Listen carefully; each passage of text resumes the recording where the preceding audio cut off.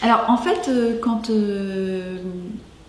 j'ai terminé Nous étions une histoire, qui était mon troisième roman, c'était un livre sur la maternité, la famille.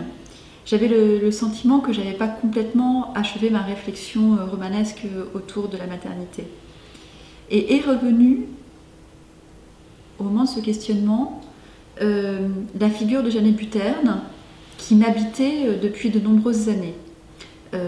J'avais découvert Jeannet Buterne quand j'avais une vingtaine d'années. Ce qui à l'époque m'avait beaucoup intéressée, c'était sa grande histoire d'amour passionnel avec Modigliani. J'étais fascinée par l'absolu de leur amour. Et puis quand j'ai commencé à me questionner d'un point de vue romanesque sur la maternité, il m'est apparu que Jeannet Buterne était aussi une mère empêchée. C'est-à-dire que c'était une femme qui n'avait pas réussi à devenir mère. Elle a eu un premier enfant avec Modigliani, dont elle ne s'est pas du tout occupée, et elle n'est pas allée au bout de sa deuxième grossesse. Et donc, à la fois, j'ai voulu explorer l'absolu de leur amour, et aussi ce que j'appelle cette maternité empêchée, ou en tout cas cette maternité inaboutie.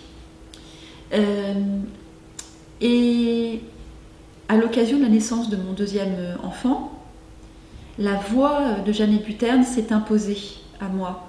Je ne suis pas allée la chercher, elle s'est vraiment imposée à moi. Je l'entendais me parler comme si elle était présente à mon être.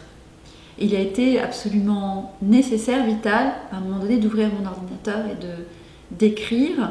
J'avais le sentiment d'être le vecteur de Jeannet Buterne, comme si elle revenait par-delà les époques, par-delà le siècle.